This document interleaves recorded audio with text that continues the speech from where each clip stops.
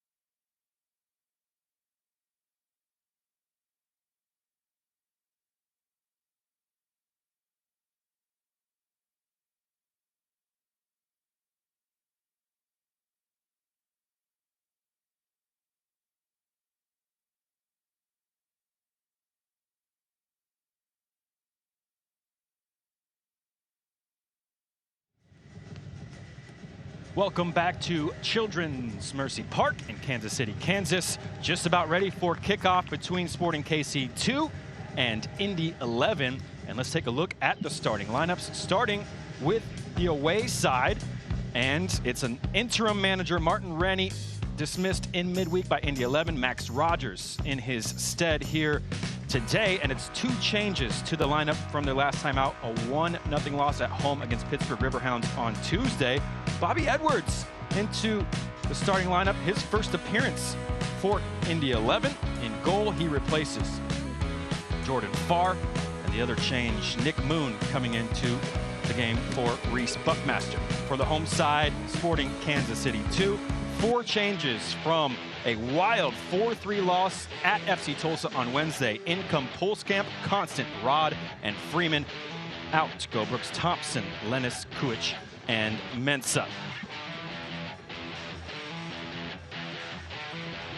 Well, a happy Father's Day to everyone watching, including the manager for Sporting Kansas City II, Paulo Nagamura. His attack has been in hot form in recent history. 9 goals in their last 3 matches. That loss in midweek did snap a 3-match unbeaten run. They'll look to get back on the right track here this afternoon. And there is Max Rogers, the interim manager, looking on as we are underway in Kansas City. Sporting Kansas City II playing host to Indy 11 on this Father's Day. Indy 11 in the all-white, Sporting KC II in the blue on blue. I'm Carter Augustine, joined today by Doug McClagan. And Doug, a very fascinating matchup here this afternoon, and perhaps some gamesmanship in the lineups as well, as there are different lineups named from both managers. But what are you expecting in this matchup here today? Well, I'm going to watch for the first few minutes, because Indy came out and lined up as a, well, they were told a 3-5-2, but it looks more like a 4-5-1. And then Sporting KC2 is coming out with a 3-5-2. I'm waiting to see if that is actually the fact. And they've got some bodies moved in different positions, so we're going to sort that out as quick as we can, I think. Perhaps the most intriguing bit is along the back line for Sporting Kansas City II, as Danny Barbier, this man, what a move that is from Aljaz Jankic to get around the on-rushing challenge of Gordon Wild. Those two alongside Matt Constant in the back, 3 center backs. But as Doug McClagan said, we'll have to see how both of these teams line up throughout this one. There's a great looking move for Indy 11, and just at the last, a stumble on the outside of the area, and that brings to an end a promising looking attack for the visitors. Yeah, he was looking for a foul there, but I don't know if that was a foul, and referee just shook his head, said no, play on, nothing there. Indy 11 coming into this match on the backs of a tough 1-0 loss at home to Pittsburgh Riverhounds, Doug, and it was a game where the luck just went against Indy 11 in that one. Oh yeah, 2 major things. Wild on a free kick hit the post, and then on their free kick it took a massive deflection, and Farr couldn't even move, and so it's really unlucky for them. It didn't create a lot of opportunities, and that's where they're struggling a bit. Their offense has been a little dry lately, but very unlucky to get a loss there, quite honest. And it was the last match in charge for Martin Rennie, who was relieved of his post as manager, the longest tenured manager in club history.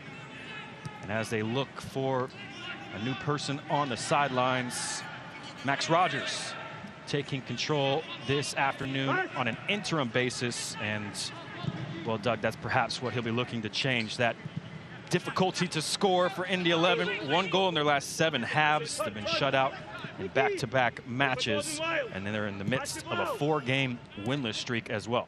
Yeah, which is strange, because they've got a lot of offensive talent on this field. So I think his first job is to make sure the back is going to be safe. You don't give up a goal, you don't lose a game.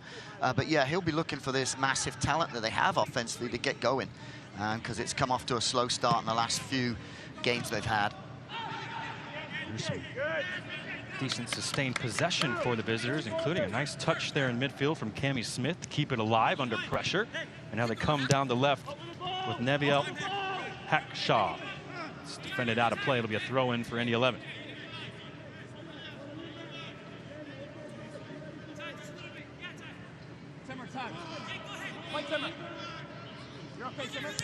Thrown in and brought down by Jared Trimmer. Man, we highlighted in pre-match, slotting into that defensive midfield role for Indy 11 after a really wonderful match against Pittsburgh Riverhounds. First time layoff, and Manuel Arteaga unable to control, and Jake Davis brings it away, keeps it for SKC II. John Pulskamp. And plenty of space for Jake Davis in the center of the park as he moves forward into attack, laying it over to the right. Roger Smith now. Waiting the overlap of Caden Pierre, and he gets there. Low cross, in towards the 6. Defended out, and the throw in for SKC II. Yeah, they got a slight overload there on the right side with a great run from the fullback. And unfortunately, the cross didn't find any, but that's where they're going to have a little bit of success out on the wing, where they can get those 2v1s. And it appears, and I might not completely be right yet, but it appears that both teams are kind of looking at a 4-5-1 formation. Maybe both teams are thinking a little bit more defensively to start off with Sporting Kansas City II giving 4 goals away last week. They're probably not too happy about that. I want to make sure the defense is pretty sure, and I think it's the same with Indy 11 too. Jenkins gives it away, and in behind races Arteaga. It's just about solo and attacks. Will slow things up. It takes a deflection. It's a wicked deflection, and just over John Pulskamp, somehow staying out of the goal. Well, that was a nasty-looking deflection, and the spin of the ball took it away from the SKC II goal. Well, that was wicked because it looked like it was going to go in the goal, and then when it bounced, it didn't even go off the field. So the spin on that ball was crazy. And Pulskamp's probably thinking, thank golly gosh for that. I was amazed it's just stayed on the field, too. A nervy one there for Aljaz Jankic. Who's now back in possession and sliding it over to the right-hand side for Constant. Caden Pierre. Smith. Fancy footwork. It's tackled away momentarily by Hackshaw, but recovered by Rod. And now the captain, Christian Duke, sliding things over to the left-hand side, and some time and space for Danny Barbier. Enoch Mushagalusa, 1v1. Oh, and he's tackled really brilliantly by Nick Moon. For a second, it looked as though the winger had gotten past Moon. And a brilliant slide tackle to win that possession away, but only momentarily, as SKC II able to win it back high up the pitch. And again, Sporting Kansas City II having a little bit of joy on the flanks there, because you've got a 2v1 again on the left side this time. And I'm not sure how Moon made that tackle, but I thought Mushagalusa was past him, but somehow he slid and kept that ball in play for him. So again, it'll be out on the flanks where we might see some joy for Sporting Kansas City today. Constance. Now back to John Pulskamp, back in goal for his 3rd start. Pulskamp, he replaced Brooks Thompson, who got his first nod this season after recovering from injury. A long injury recovery process for Brooks Thompson, who's also on loan from Sporting Kansas City, just like this man, John Pulskamp.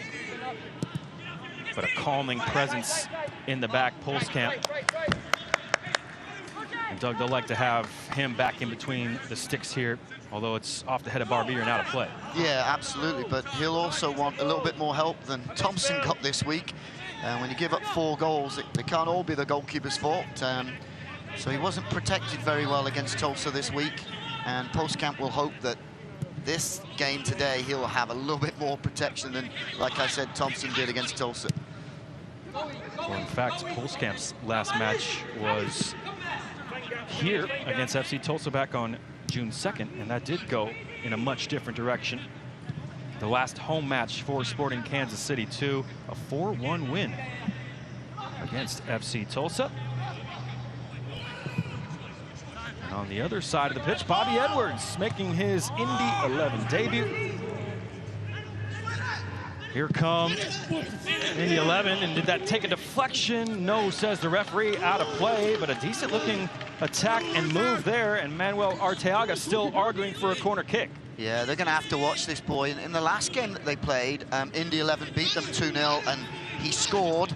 He scored 1, but probably should have scored a hat-trick. He missed a chance at the top of the box, and also, I think it was McIntosh was in goal at the time, made an unbelievable save.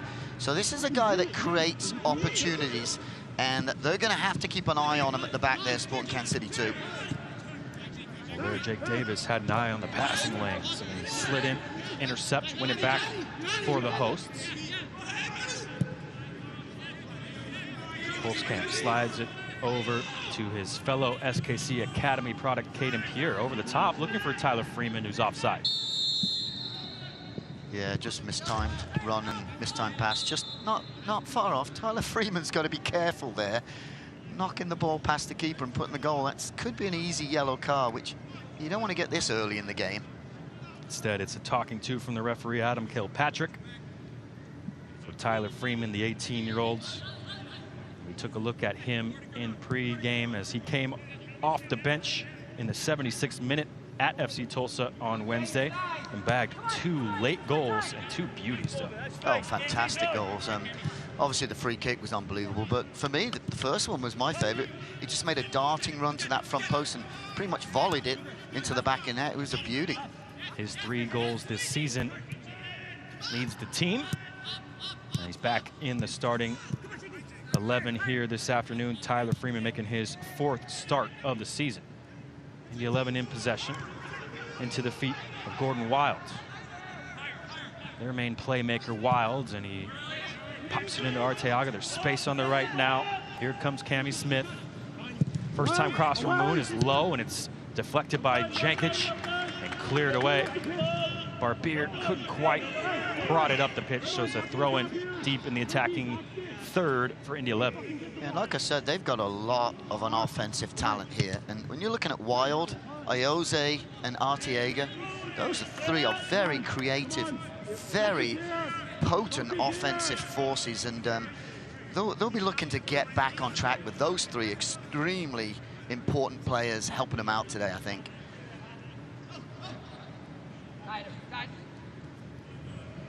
Indy 11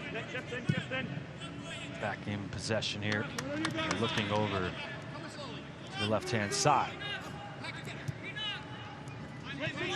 Smith pops up on the left. It's infield for Trimmer. And Nicky Law,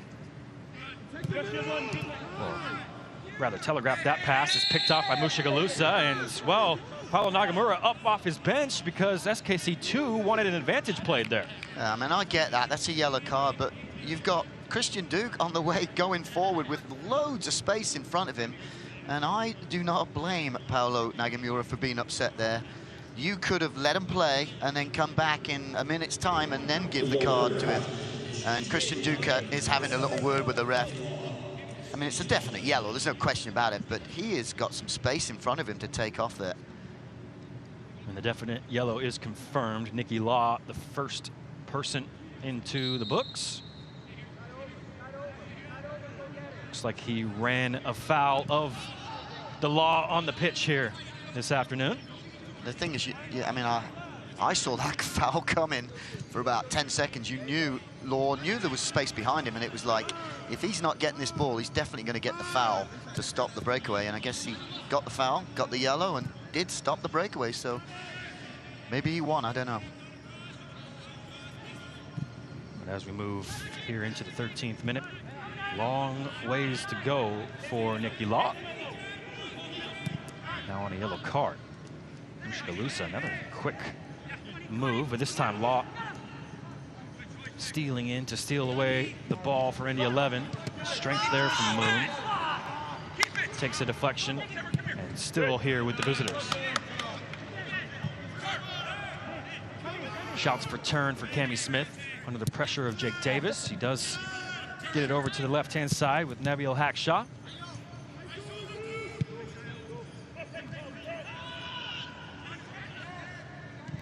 I think one of the biggest keys you're going to find today, for a couple of reasons, is keeping possession. That's what Indy 11's really doing well right now.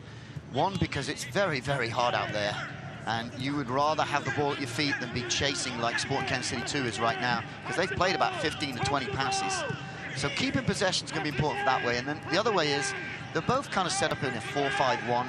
If you keep possession, you give your teammates a chance to get up the field and get into maybe a 4-3-3. Well, here's trouble from Poolskamp, who's under pressure, and he just about manages to keep that in play for Pierre. Well, nervy stuff along the back there for the goalkeeper for SKC II.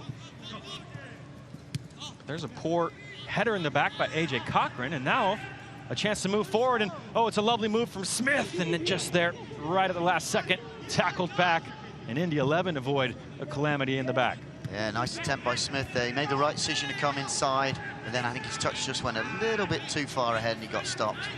But yeah, a little dodgy there from Mr. Pulskamp at the back there, but he got away with it, so he can take a deep sigh there and feel a little bit relieved, but could have been extremely dangerous if he would have got caught there. First quarter of an hour just about gone, and Doug McClagan brings up a great point. 93 degrees here at the start of the match. There was a bit of a rain shower this morning in the Kansas City area, and well, that I think made it just a little bit more humid here this afternoon on Father's Day. It's a sticky one here at Children's Mercy Park as Freeman's offside. Yeah, I wouldn't be surprised if we actually halfway through got a water break. It would not shock me. Good idea there from Constant for the ball into Freeman, but Freeman was maybe half a yard offside. He's just got to time those runs a little bit better. So back it goes with Indy 11. These two sides met back on May 22nd. Indy 11 beat SKC II at home by a score of 2-0. That accounts for their only home win so far this season, Indy 11. You wouldn't expect them to be struggling in home confines. You wouldn't be expecting them to struggle either way, because it's a very good team. I think they were leading at one point in the league. How about this pass from Davis in behind for Smith? A cut back to Freeman. A clever little dummy there. Took two players out of the equation. And now Rod from the top of the box didn't quite get a hold of that one. And now the hesitation from Wild to open up the passing lane. And a brave pass into the center of the pitch, and Indy 11 break the pressure. And I like the play by Freeman there to lay it off, but with a player like Tyler Freeman, and maybe his teammates didn't help him, maybe that's the time he turns and tries some of his magic, because they drop the ball, didn't get anything out of it. He turns around and hits one or takes the defender on one-on-one. Anything can happen. And I'm pretty sure the coach will give him that freedom to do that when he feels he can. Lofted ball over the top, and it's got some backspin on it into the path of Arteaga. And some tracking back there from Jankic, and he concedes the first corner. Yeah, and a good run there from Arteaga. Just come off that back shoulder of the defender, so he didn't really know who was coming. And that ball hung up. It landed over the back four. It was like a little wedge onto the green. It landed, and it got a little bit of backspin and put the two centre-backs under a little bit of problem there. It's like a little clip off the wedge there on this U.S. Open Championship Sunday. Pulling the strings like Phil Mickelson, and it's wound up as this attacking set piece for Indy 11. First time from the edge of the box, it's headed clear by Jankic.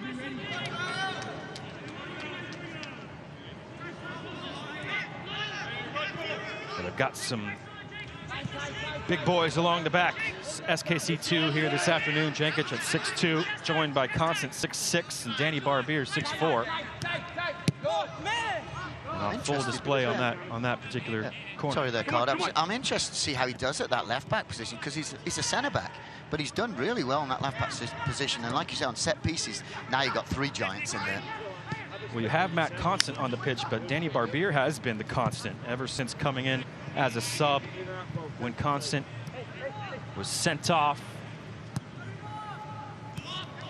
a few months ago, and Barbier here making his 8th start. But as Doug McClagan said, most of those have been at the center back position, and here he is this afternoon, defending now on the left flank. You're right, I misspoke there. I meant Barbier, but I didn't say that. But there you go. Thanks for clearing that one up, Carter. There's a turnover, and Wild is running free, and it's a lovely slip pass in behind, squared across. Indy 11 take the lead. A flowing counterattack finished off by Nicky Law. He gets his first goal for the club, and Indy 11 lead 1-0. And that's a great goal by Law, but quite honest, he's the one who created it. They got the ball coming in, attacking that back three, but he made a great run across the field, which took the fullback in with him, and then opened up the space for the ball wide, and then the ball just came back in for a tap-in. But a great run by Law, and obviously a great tap-in finish. Iose, the captain, gets the assist. A lot of credit goes to Gordon Wild as well. The hockey assist, second assist for the number 10. And just like that, Indy 11 ahead as we move into the 20th minute. And that looks like more like the Indy 11 we know. Just like I say, great run by Law. He dragged Caden Pierre into the play, and Pierre couldn't help it, but he had to come in with a run, left the space open for the wide player, and then it's just a tap across the box for a tap in. SKC II now looking to respond. Mushagalusa with a lovely touch around a defender, and he'll get there before it goes out of play into the area. Around another defender! A sensational solo Cajal! Oh, go crazy, Enoch Mushagalusa! That is superb, and it's 1-1. This kid's amazing. I love watching him play because he will take on anybody. And he scored those 2 goals a couple weeks ago, and that's just like the 2 he scored. He just runs at people, gets behind them, and then watch this lovely little move. He's got nowhere to go but one place, cuts it back in, and what a finish. He is a joy to watch, I tell you. Just like that, it's all even. The immediate riposte from SKC II, and just a minute later, after conceding the first, the hosts, well, they're back on level terms. Now talk about Mushagalusa, but you've got Smith, Mushagalusa, and Freeman, all that can take on players up top. So just the fun to watch those 3 when they get the opportunity, and here we go again. Well, the red-hot attack for SKC II rolls on. 9 goals in their last 3 matches. And if that trend should continue, we should expect some more goals here on Father's Day.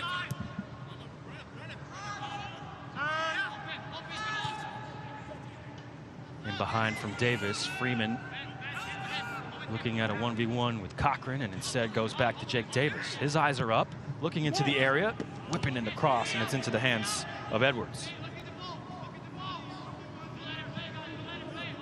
Well, as a coach, Doug McClagan, how about that response from Sporting Kansas City II? Well, you can't ask for anything better than that. I mean, I don't know if it was a minute or 2, but straight back at him, and we're back to square one again. It's a new game. And they've not had a problem with scoring goals, like you say. And it just appears that maybe Nagamura has shored up the defensive approach a little bit today. So if, you know, when you give 4 goals away, it's never good. But if they can stop at one end, they've definitely got the talent at the other end to score goals. And now foul goes against Christian Duke. That sliding tackle in on Nick Moon. And, well, Duke disagreeing with the referee, but it'll be a free kick to Indy 11. I'd like to see that again, because I'm not sure he did catch him, but at least that's what Christian Duke's saying.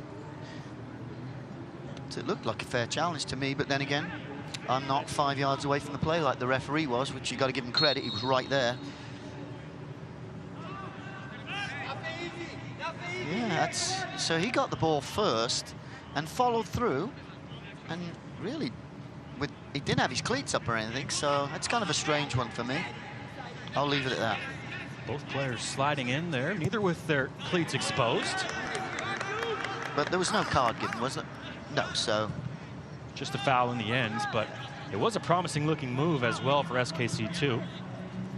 There's a slack pass from Rod, who is looking a bit befuddled at Constant. Just a little bit of miscommunication there perhaps between Rod and Matt Constant. He's got to be careful. That's the second time he's done that today, where he's played a pass that's been a little bit too soft and almost intercepted. So he's got to be a little bit more firm with those passes, make sure they get where they need to go. I'm sure the defender had a strong word with him to remind him that anyway. Jahan Rod getting his first start since that trip to Indy 11 back on May 22nd. Sliding back in that defensive midfield role.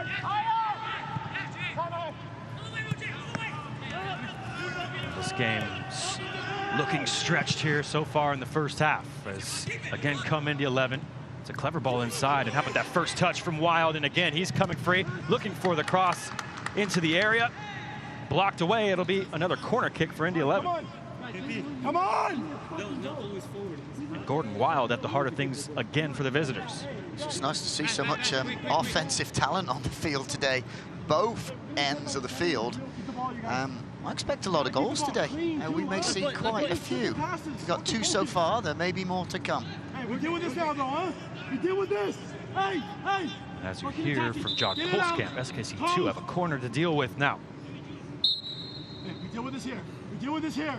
2 players standing over it for the visitors. If I don't call it, you guys gotta go. Wild. Oh, it's a lovely delivery. What a save! We met with his hands on his head. He thought he had bagged his 2nd goal of the season, if not for John Polskamp. Well, just watch this. This is a tremendous header from maybe 6 yards out. What a save. That's all reaction, and you've got to give Polskamp the nod there. That's tremendous goalkeeping. Another corner, and that's in towards the near post again. Flicked on, but deflected. Is still alive for Indy 11. Well, that is until Jake Davis charges things down, blocks it away. He's sidestepped beautifully there by Moon. Clipped it to the edge of the box. Oh, and that's a heads-up play. Smith over the top. Freeman running in behind. He's caught up by Moon. Now 1v2 Freeman. And wonderful defensive effort from Nick Moon there to disrupt a beautiful pass from Roger Smith. Oh, it was brilliant for Smith. He obviously had a little look over his shoulder, knew it was open. Immediately turned around and played that ball into Tyler Freeman. But good defending there by the Indy 11. They got 2 back, and Freeman beat the first, but the second one covered well. And he just had a lot of ground to cover, unfortunately. But great ball from Smith. Such a heads-up play from Roger Smith, who is in fine form himself. A goal and an assist against FC Tulsa after scoring an absolute screamer to cap off that 4-1 victory the last time SKC II played here at Children's Mercy Park.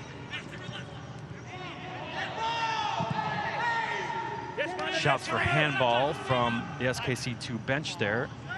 That's past Duke, but into the feet of the man with Matiti on the back, Mushagalusa. And now Freeman dribbling forward, looking for the layoff, and just didn't quite connect there, Mushagalusa and Tyler Freeman. It didn't quite come off, but I like it. Looking for combinations between the 2. As you mentioned, 2 tricky players with the ball at their feet as well. Starting to develop a bit of chemistry. Here comes Wild, and he spotted the run. Right-footed pass in behind. Good closing speed there, and that constant goes to ground. But it will be another corner kick to come for Indy 11, their 4th here in the first half. That was a great challenge there from Constant. He does make that challenge, and Indy 11 is in on goal, so great challenge. I think he may have caught something there. He's definitely feeling it, that's for sure. Come on, come on. It was Arteaga streaking forward, and Wild with his weaker right foot. Well, it didn't look weak on that pass. Matt, you front 4. He'll take control of this corner kick. Wild with the left, slotting it into the box. It was a training ground routine, and it was well spotted by Roger Smith. Yeah, training ground routine. Somebody needed to tell Arteaga that they were doing it, because he's got his hands up going, oh, I didn't know you were going to play it to me. So a bit of a waste there from the corner as far as Indy 11 are concerned. These 2 teams matched up 4 times last season, all in Indianapolis. Split the series 2-2. Just the 2nd ever trip to Kansas City for Indy 11 here this afternoon. They won the first back on April 15th, 2019, 3-1 victory for Indy 11 on their only trip here to Children's Mercy Park.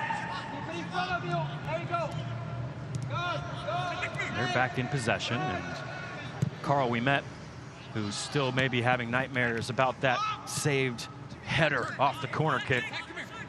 Plenty of power behind it for the center back. Here he is back on the ball. His birthday was just on Friday, Ouimet, and he thought he had given himself a nice belated birthday present. Wild wanted a foul there on the tugback from Barbier. Nothing given by the referee, so here comes Sporting Kansas City II. Yeah, he might got touched a little bit, but not enough for a foul, I don't think. Sporting Kansas City II's got to watch the runs from Wild. He's making diagonal runs in between the left centre-back and the left-back. And sometimes he's getting picked up by midfielders who are following, sometimes he's not. And it's causing some problems down this side here for Sporting Kansas City II. Clever back heel from Mushagalusa, trying to force Wild back into defense. Then a loose pass from Barbier, who's a bit upset with himself. Poor man Barbier's probably getting some nosebleeds today. He's not been over that halfway line other than set pieces. So he's going to cover some ground today. Meanwhile, Gordon Wilds, there at the bottom of your screen, was just kind of hands on his knees, trying to recover after that long run back into defense. So hot today and humid as we are half an hour gone now in Kansas City.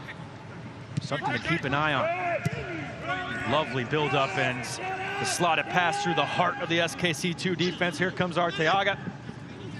Cuts it back, waiting for some support. Comes in the form of Wilds, who's around Rod, around Davis, passes it around Smith, and plenty of space for Hackshaw into the area. Oh, it's an awkward header from Constant. Concedes another corner of the fifth of the first half for Indy 11. We close out the half. We have to, huh? Fucking everything we get a break. Everything we get a break, huh? Come on, come on. Come on, you guys. Come on, wait, there's gonna be a water break soon, huh? Give it everything. Everything on this corner. John Pulskamp. Everything on this corner, come on. Well, if you ever attend Sporting KC or SKC II match with him in between the six, you'll hear him. Here he is, barking out instructions as SKC II face another corner kick, and again a good delivery into the area. Big save again, Pulskamp. Again, John Pulskamp keeps Indy 11 at bay from a corner kick, and that's the last action before we will head to a water break here at Children's Mercy Park. John Pulskamp flashing the gloves here this afternoon. Wow, he's been incredible.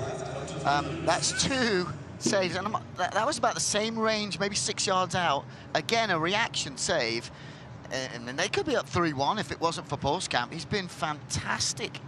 Here we go, watch this here, and I think it was Hackshaw that got the shot off. Indeed. Tremendous reaction and tremendous strong hands, as they say, to parry that ball away.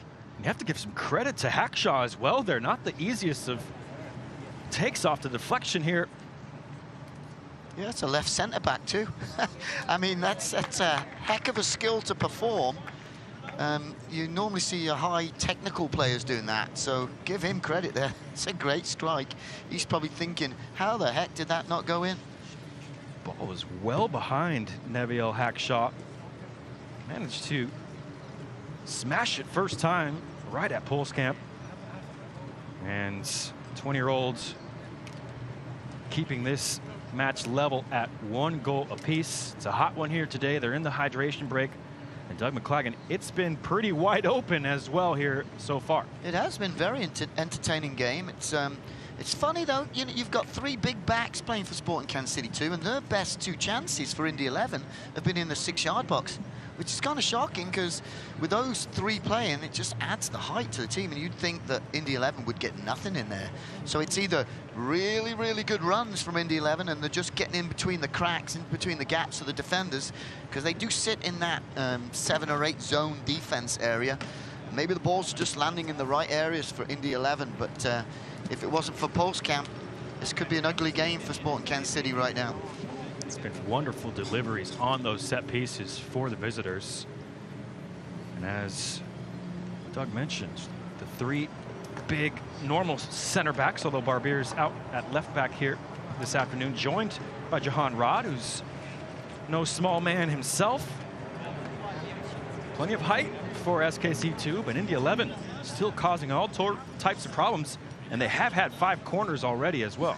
And that can be the problem sometimes when you play that zonal defense, which a lot of teams do nowadays, is if the ball's in between the zone and it just happens to land in between, then that's an area that sometimes does not get covered, and it just looks like either the ball's been lucky into those areas or those players have played those balls in between, and that's where Indy 11 are getting in between the cracks and the gaps to get chances on target.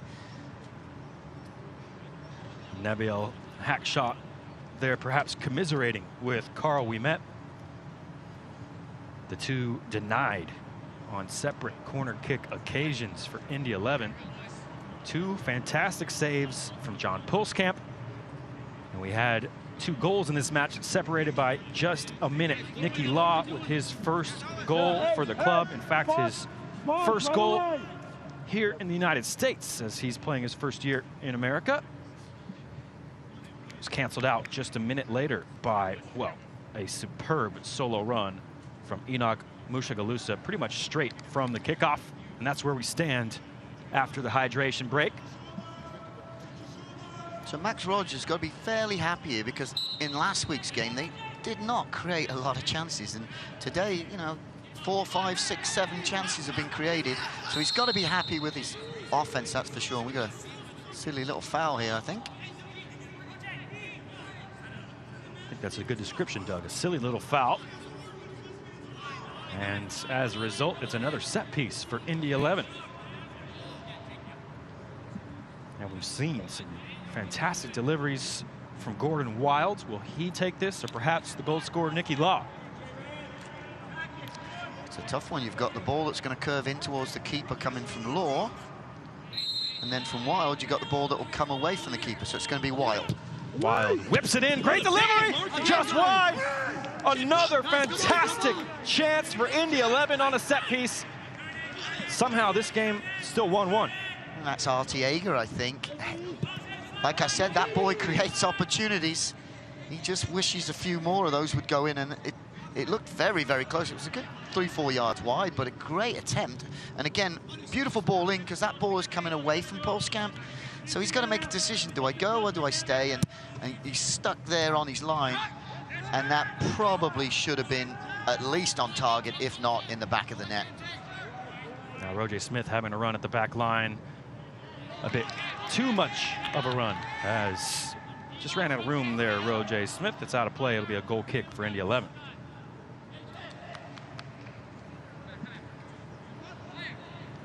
Well, we just got under 9 minutes left to the half, and it's 1-1, and it feels like it should be like 4-4. There is Bobby Edwards. Spent 2019 in Northern Ireland playing for Portadown. For last season, he got 2 matches for FC Cincinnati in MLS.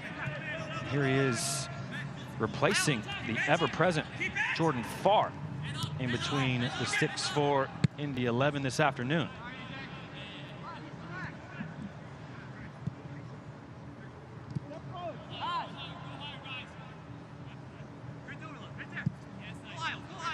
And the visitors having possession here inside their own half. Not sure, but Moon just stepped off the field to get a drink of water, which I think he got asked for permission, but now he's not being led on. Very well spotted, as eventually the right back able to trot back on the pitch, and it didn't really hurt Indy 11 at all, as here they come into attack, curled into the box over the heads of everybody. Oh, and an awkward landing. Jankic. And, well, he's lost the boot here, Jankic, and as you can hear, he's asking for a foul. Yeah, I didn't see it. The ball went over both of them. I don't know if he accidentally stood on his heel, maybe, and took off his cleat. Didn't see anything that was, you know, intentional or anything there. Aljaz Jankic making his 5th start of the season. Take a look at that between the 2 players. Yeah, maybe he landed on his heel and pulled the shoe off. No intent there from Manuel Arteaga, who came over and apologized nonetheless to Jankic. He's probably worried more about his cleats. You know, as soccer players love our cleats, so he doesn't want to ruin them, because they are very nice cleats, bright yellow. So I'm sure that was it. Not so much angered at what happened there. So we're back underway, and it is back to Jankic, who is in his first season in the United States, a 19-year-old, just turned 19 in March as well. He's looking over the top for Mushagalusa, dumping it into the corner, and how about the run here for Mushagalusa? Oh, he's through the legs! Mushagalusa back at it again, and he just about trips over it into the area. Well, more flash from Mushagalusa, but just didn't quite come off for him in the end. Yeah, great to see though. So under my breath, I'm saying, take him on, take him on, take him on. And he does, and he beats him, but gotta give him credit there, Ouimet, I think it was. Good recovery to get back there, because Mushagalusa slowed down for half a second, and he caught him back up. But just fun to watch. If I was him, I'd be getting the ball and taking players on all day long until I was told not to. He's absolutely fantastic, I think. One of those players that makes you stand up in your seat, Mushagalusa. But he was stood up in the end there by that recovery from Ouimet. Perhaps SKC II will be trying to find the 77. There's a lovely touch from Wild. Oh, and he's tackled in his spot by Barbier. Great decision there. It was Tyler Freeman against like 6 defenders, so turn around back, keep possession, and if you do that, you can get numbers. As you see now, the numbers are now moving up the field, so now you can attack. You heard Nagamura, the manager, begging for Roger Smith to move up the pitch. The right winger obliged. There's a lovely pass over there to open things up for SKC II, who control it now as Jankic moves into the attacking half again. And Mushagalusa into the run of Freeman. Freeman, quick feet into the area, but he's matched by the defensive effort there of Nick Moon. Jankic steps in front of that pass, wins it back for SKC II. Davis lining up a shot, instead sliding it into Mushagalusa. Smith was calling for it. And now he'll take a rip. Good save. Edwards sprawling to his right, and he palms it aside. It'll be the first corner for Sporting KC II. Yeah, good save by Edwards there. Probably a safe save. I didn't have a lot of power on it, but nice little scissors move. Probably going for the corner. And I think he just took the safe way out there and made sure he parried it out for a corner kick for safety. But again, you know, when Mushagalusa, Smith, or Freeman get the ball, go take them on. Why not indeed? They're creating some opportunities here. And Roger Smith was trying to replicate that howitzer from a couple of weeks ago. Now let's see what the three big boys from defense do here. Freeman for Jankic. And, well, you heard the scream there from Jankic as it's out of play for a goal kick. Yeah, just couldn't get on top of it and get it back across the face of the goal. He's highly regarded, Aljaz Jankic, Slovenian youth international. His youth career was at the powerhouse of Slovenia, NK Maribor, before moving to Udinese for a time. Made 3 appearances for NK Aluminij in Slovenia in 2020 before making the move over to the United States.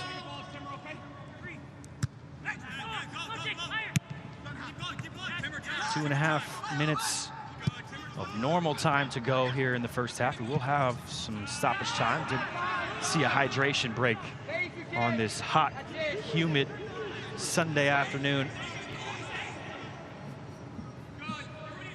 Happy Father's Day to everyone out there watching.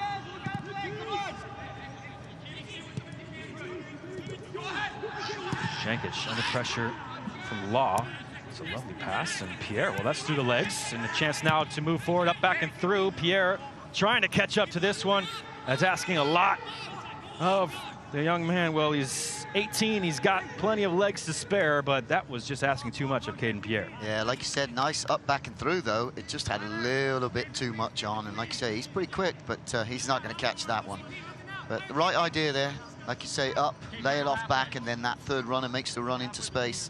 If he gets a hold of that, he's in behind the back 4. Pierre, one of 3 players on loan this afternoon from Sporting Kansas City in the starting 11. Used to seeing a bit more at the home matches for SKC II.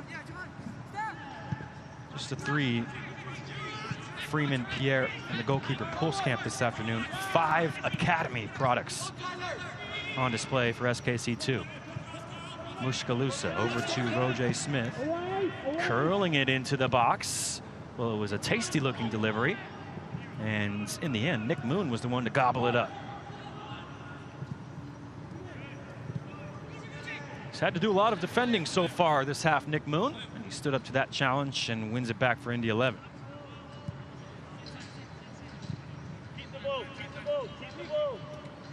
You hear Max Rogers asking his side to keep the ball here as we move into the last 30 seconds or so of normal time in Kansas City. And you can see the guys dragging a little bit here. 45 minutes in this heat. It's been a pretty fast-paced game. So, yeah, keep the ball. Let's get our energy back. Let's get to the half. And here's a problem. Here's a one-on-one for Freeman. Slack pass, allowing Tyler Freeman in. Oh, that's a clever reverse pass. Davis, first time, big save. Bobby Edwards down to his right.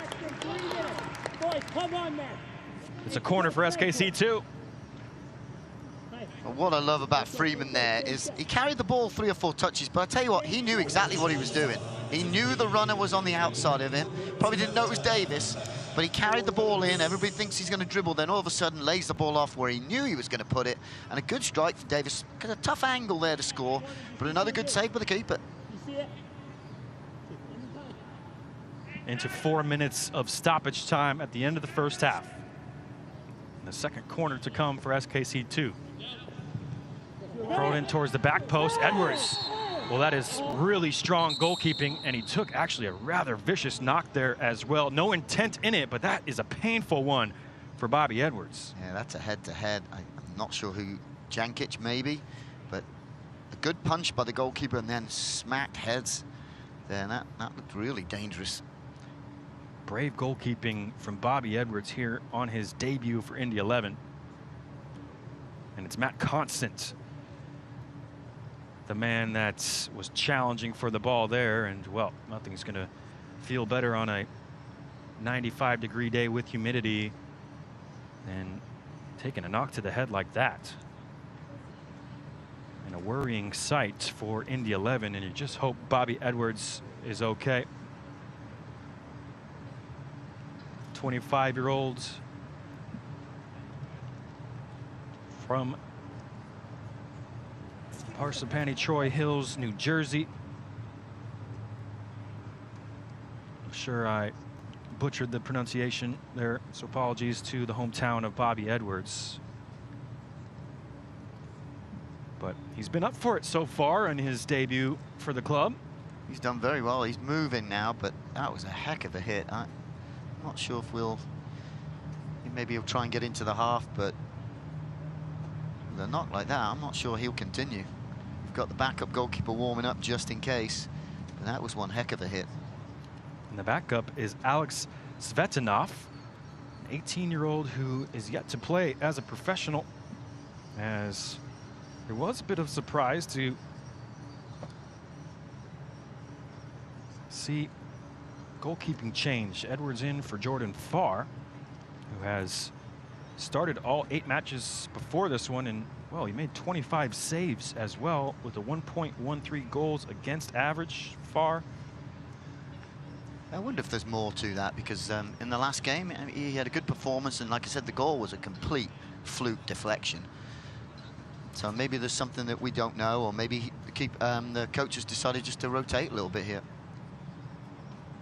Now just getting some direction here on the pitch, the athletic trainer for Indy 11, Muja Kinsey, out seeing to Bobby Edwards. And we're almost up with the 4 minutes of stoppage time, but of course you'd expect that to be added back on after that long delay.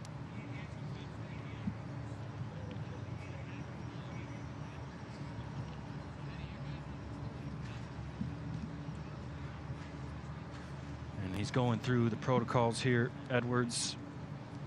And of course, for him, you hope he's able to continue on here, making his debut in 2021. 25-year-old.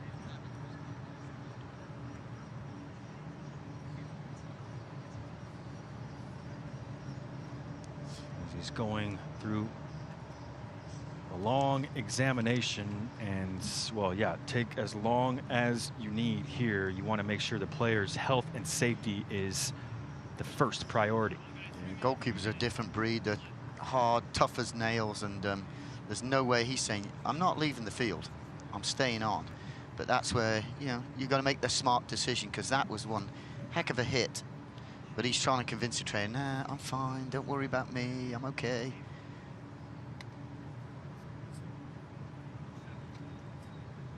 And he might have convinced her. Here's another look at the clash of heads between two 6'6" beasts on the pitch, Edwards and Matt Constant. No intent in that from Constant, just two players with their eyes on the ball. Well, he's brave enough to continue. We'll see if he steps back out in the second half. They may look at him again, I think, in the locker room and make a decision from them. Well, credit to the training staff of Indy 11. They took a long time to look at Bobby Edwards there and make sure things were okay. And now an awkward landing for Matt Constant, who goes down holding his right knee, and he appears to be in quite a bit of pain. It seems to be Arteaga again. That's all. I'm not saying it was murder. So how does it foul? It's just a foul. It's just a foul. What was the cause of the foul? He jumped when he landed on it. He just landed on it. As you can hear, That's a foul. That's a foul. some discussion going about this particular play. And now, worrying signs for Matt Constant, as Isaac Gomez, the trainer for Sporting KC II, will come out and check on the rookie Matt Constant, 50th overall pick. And we see this kind of happen all the time. They go up for headers, and you never know how they're going to land. And that really doesn't... Oh, is he landing on his ankle? Is that what it is? He may have been on his ankle and he might have twisted his knee, but certainly no intent again. That's just two players going up for a ball, and I hate to say it, but that happens in soccer, and it happens quite often. It's a contact sport, and unfortunately for Matt Constant there, the contact was in an awkward area, and I think you're right, Doug, just a bit of a twist perhaps on the landing there, as they are taking a look at the right knee of Matt Constant. He was the 50th overall pick for Sporting Kansas City, but was signed here by SKC II. 2 seasons at the University of New Mexico, followed by 2 seasons at North Carolina. I think we just got the thumbs up, so he's fine, he can continue. That's always a scary thought going through a player's mind as well, right, Doug? When you just feel that tweak of the knee. Yeah, especially on such a fluke incident. It's not like somebody flew in and went over the top on him. It's just someone landing on top of you, and they're on your foot. You twist your body and your knee twists, and it's probably more scary than painful for Matt Constant. Because the last thing you want to do is get injured, then you're sitting out for 5, 6, 7, 8 weeks or whatever. But it appears like he's going to be okay. And now our next goal is to maybe at least try to get to half-time. Well, just as you were saying, Doug, it's for Matt Constant, it's his first start since May 14th. And so he will, oh, here's a slack pass towards Poolskamp, who has to come out and come to the rescue for SKC II. Constant back on the pitch. He'll try and do everything to stay on the pitch, as he's found it hard to come by minutes in the recent games for SKC II. Is a foul against Christian Duke. We're approaching 8 minutes gone here. 4 added on in stoppage time, and well, good luck to the refereeing crew to add up, subtract, and add again all the stoppage that are happening in stoppage time. Perhaps one final attack for SKC II. Barbier into the feet of Freeman. We'll slow things down a bit here, the home side. Referee just checking his watch there, and things will continue on. I think both teams just want to get to the half, quite honest. I mean, if they can score here, it'd be great, but I think both teams are a little tired, want to get into that change room and talk a few tactics for the next half. Smith, it's a Freeman! And he sides slides it over the crossbar. Well, Roger Smith had other ideas. He wanted to make this 2-1 just before halftime. And what a let-off for Indy 11,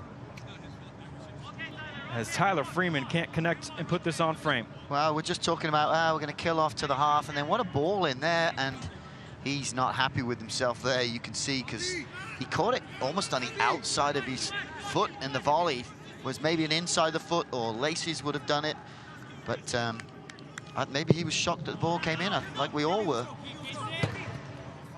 It was a peach of a cross from Roger Smith.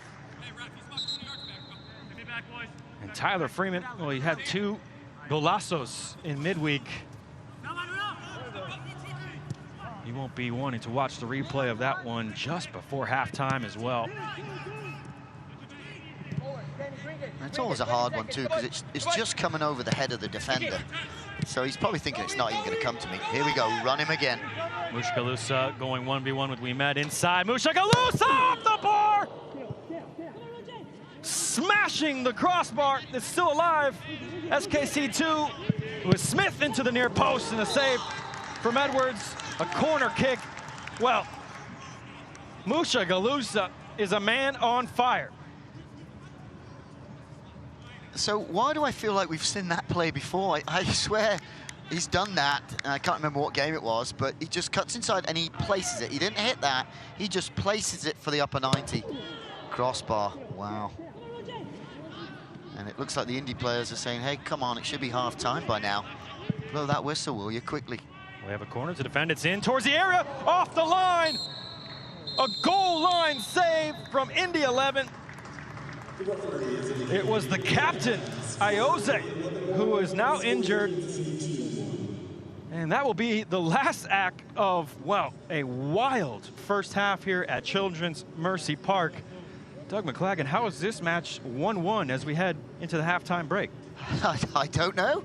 I can't give you the right answer, but I tell you what, if you want entertainment, come out to these games, because it seems like every game we have, the goal, the entertainment, the quality of soccer has just been fantastic. So if you're not doing something next time, get out and watch Sporting Kansas City 2 games, because there's a lot of fun out here, I tell you. Well, it's 1-1 at halftime between Sporting KC2 and Indy 11. Plenty of chances on both sides.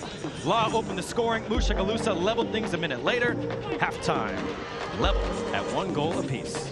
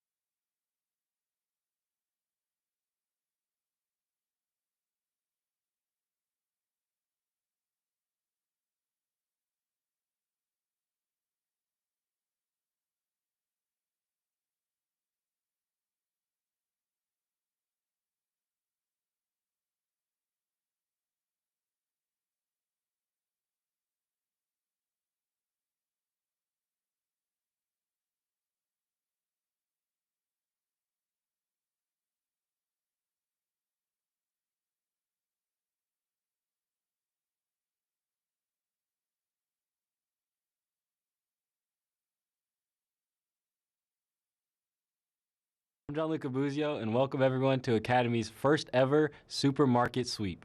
The theme of this sweep is Father's Day, and each of our contestants will have 5 minutes to run through the store to find 5 gift items to give to their dad for the occasion.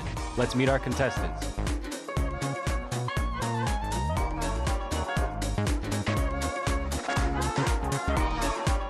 Let's get started with our first contestant, Nathan. On your mark, get set, go. Run into everything. Nice little t-shirt polo for the dad. See what's next. Ooh, fishing. Okay, never been fishing, but assuming his dad likes fishing. To get some shoes, yes, good choice. Volleyball, it's a good family sport to play. That's a speaker, good. See what's up next. Golf balls, yes. Everyone loves golfing. Gotta get Crocs, I have a pair also. Outdoor cooking there. A cooking dad. Little shirt, yes. Sporting jersey, yes. Really good choice there. You each got some great items to enjoy some fun with Dad. Let's learn a little more about why you chose these items. I got it for I can play with my dad and hear music with my dad. I got this for my dad because he loves sporting KC. Happy Father's Day. Happy Father's Day. Good job, Nathan and Brooklyn. You guys crushed it. Your dads are gonna have a great Father's Day. Shout out to Academy for having us today.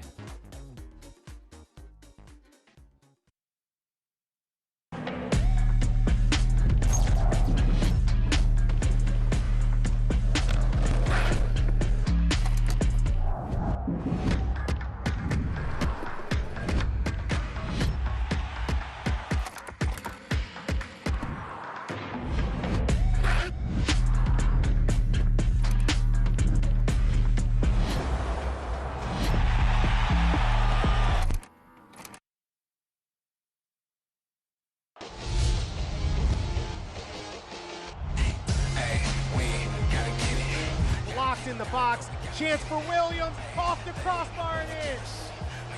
Back to Samake, and there's Sparrow again. J.J. Williams leaves it for Lapa! Salazar cuts it inside. Van Oekel with an excellent save.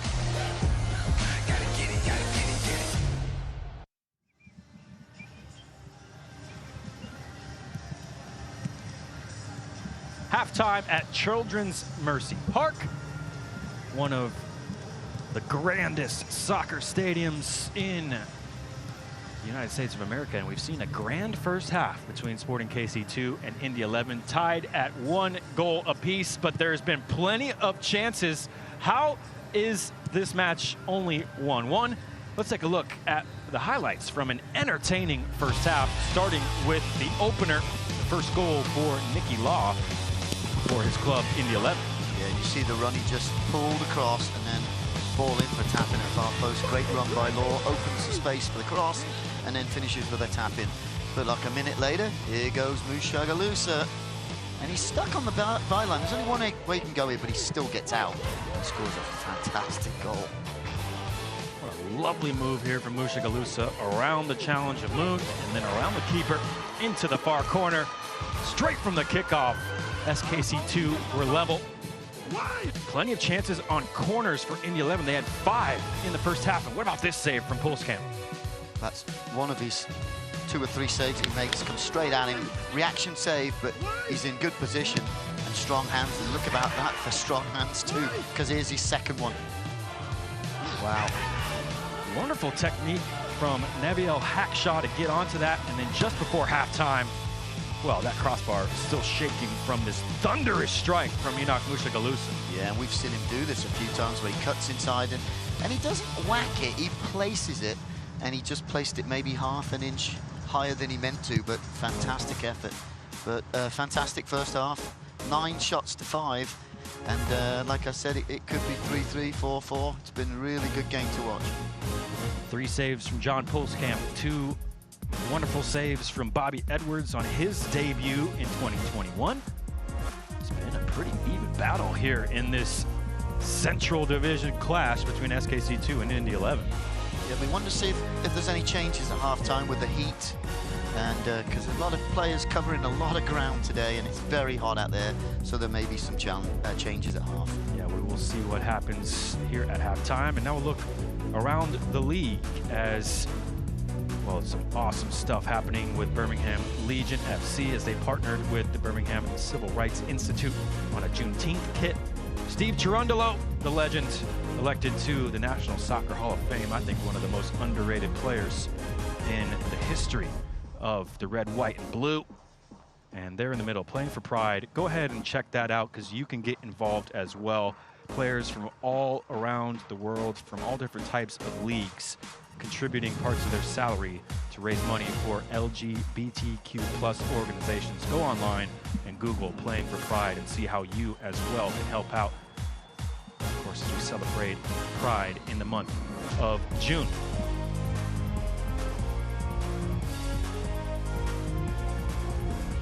Well, it's been a fantastic battle here at Children's Mercy Park between Sporting KC II and Indy 11. 3 points very much up for grabs, and expect more goals in this one. Chances galore on Father's Day. We'll be right back to take a look at the keys to the second half.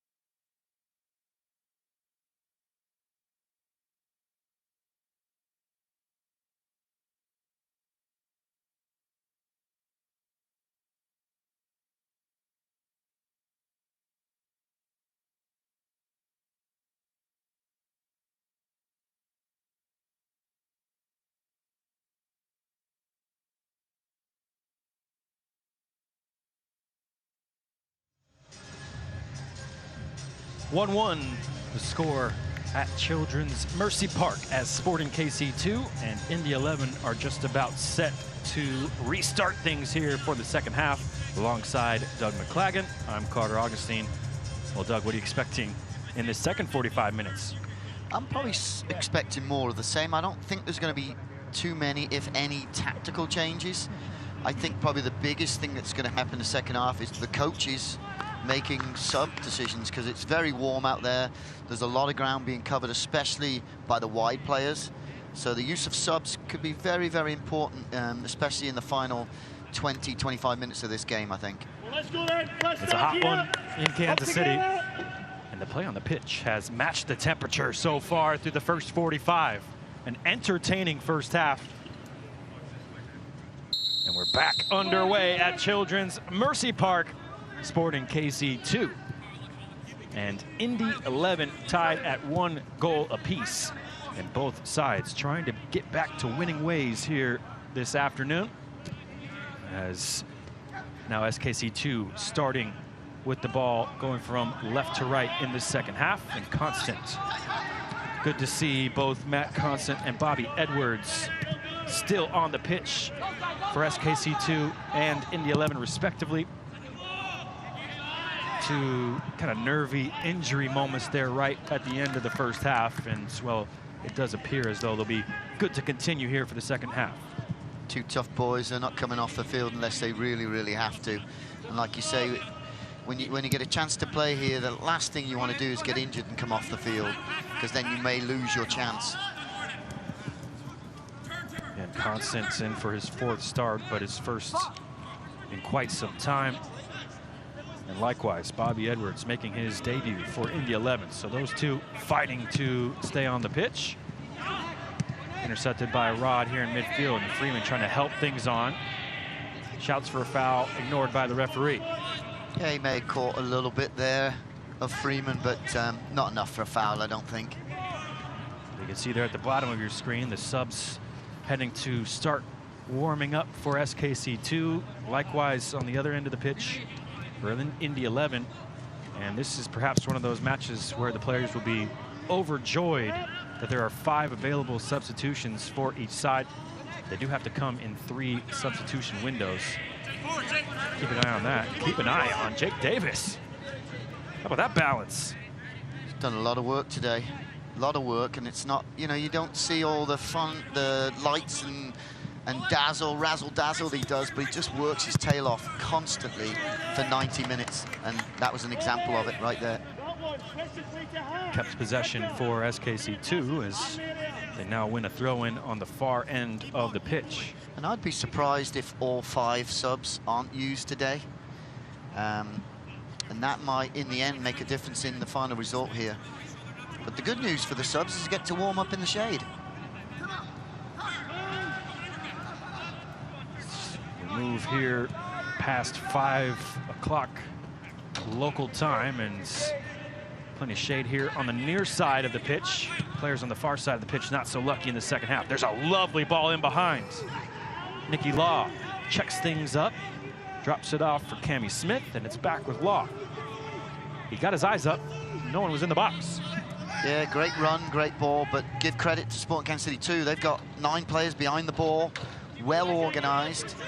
And he lifted his head up, saw he could go nowhere, so decided to come back and keep possession. So smart play offensively, but great defensive work there for Sporting Kansas City too, to get bodies in behind the ball. And it seems like they've spent some time talking about this week to make sure they're not giving up like they did in Tulsa, I think 4 goals. It just seems like defensively they're a little bit more organized and more defensively minded when they don't have the ball today. Here on the near side, and well, another player that went down injured was the captain, Ayoze, and the number 7 still on the pitch for Indy 11, as he had a goal line clearance right on the stroke of halftime. Well, we watched the halftime highlights, Doug, and he could have had about a 10-minute highlight pack from that first half. Absolutely. I mean, like I said, it's been so entertaining to watch. And you can't complain. There's chances all over the place, and how it's 1-1, I don't know. AJ Cochran switching things over to Carl Ouimet. And now Nick Moon. He's still cutting infield, and it's a first-time layoff. And now Wild's in behind. He touches it around the goalkeeper, and he puts it home. Gordon Wild gets his first goal since 2019. He's been a playmaker all afternoon, and this time he's on the receiving end, and he finishes it off. It's 2-1 Indy 11. Yeah, it was a great ball through, good penetrating pass, but as soon as that ball went through, I never thought there was a chance of Pulskamp ever getting there. He decided to come, and he was just slightly off, but you got to give Wild credit there. Great touch around, and a good finish with his not a strong foot right. But I just never thought Pulskamp was ever going to get there, so I'm not sure if he should have come out as quick as he did. And it was darn close. I mean, so maybe I might be wrong there, but it was darn close. But a tremendous finish there with, like I said, his right foot, which he's not exactly well known for. It's more of his left. Well, you might have to put him down as both-footed now. Gordon Wild, you saw a lovely pass with his right in the first, and even better here on the finish. He gets his first goal for Indy 11, his first goal since a wonderful 2019 season for Loudoun United. And it's a special goal, I think, as well for Gordon Wild here on Father's Day, as there was a fantastic piece done in Indianapolis by Wish TV, Charlie Clifford, and you should take a look, go to the Indy 11 Twitter page, because Gordon Wild has a lovely relationship with his father, and his two parents were gymnasts and acrobats growing up, and he just said in the piece that his dad is in ill health at the moment, and he wasn't even sure if he was going to come back to the United States after last season, Gordon Wild, before his dad told him to continue in following his dreams. And so that has to be a really special goal for Gordon Wild here, scoring on Father's Day. SKC II now trying to respond. Smith. Pierre, that's a dangerous looking first time cross, and it's prodded away by AJ Cochran. Very good ball in by Pierre, but excellent defending, like you said. And to go back to Wild's story, how tough is it? You know, you're thousands of miles away from your dad, but who's not doing very well. But you know that Dad's saying, hey, go follow your dream and look after your life and all that, and don't worry about me. And it's just fantastic that he can do that. But at the same time, you know, on a day like this today, it's got to mean a lot to him to put that ball in the back of the net. I'm sure Pops is watching over across the pond. A proud father as well. And here is Wild. Well, he's running Wild this afternoon, and he's going to try and run down the left, but Arteaga looks towards the sky in anguish. Gordon Wild, the 25-year-old, leads the team in assists, and he gets his first goal for Indy 11 on Father's Day. Yeah, I can believe the 3 assists he's got, I think, but I can't believe that's his first goal. I know, like last week, again, the free kick, he hit the post, so he's close, that's for sure. They've had a struggle scoring goals, Indy 11, and that led to the dismissal of Martin Rennie in midweek. In fact, they only had 4 goal scorers coming into this match, 7 total goals. We'll make it 2 more goal scorers and 2 more goals. And the top goal scorer's on the bench, is he not? Here come SKC II, and you're correct. Top goal scorer Jordan Hamilton available on the bench this afternoon for Indy 11. And a bemused-looking Musha Galusa there, as he thought he had won a corner for SKC II. Well, you might have to explain to me why that wasn't a corner. I was talking at the time, but it looked like it was a definite corner. Well, he's asking for an explanation from the near side assistant. It's a double tip. Did it catch him here? No, that should be a corner kick for SKC II. Perhaps the AR there just fooled by the second touch off of Hackshaw. And so a let off for Indy 11, and they can move forward into attack. Arteaga. We talked about the work rate of Davis, but Law's work rate has been fantastic. He's making deep runs, all day long, and he's caused some problems on that back line for Sporting Kansas City II. Wild in field for Trimmer, and now continuing his run forward, and it's a last-ditch tackle to stop the progress of Gordon Wild, and Jankic just about got there for SKC II. That's great combination play, and that pass was maybe just offside, maybe a little bit too soft for the final pass, but good defending too. But if that gets through, Wild is probably walking in for his second goal, because it'll be on his trusty left foot, and he's probably tucking that one away. So good defending there. Come on, come on. Corner kick here in the second half. It's curled in right on the keeper. Pulskamp punches away and out for another corner in quick succession. And you're feeling like there'll be more goals in this game. Sporting Kansas City II has got to be real careful it's not against them, because if this goes to 3-1 and then it opens up and possibly 4-1, then that's not obviously the result they want, and it just looks like there's some goals coming, and right now Indy 11 looks like the team who could be scoring those goals.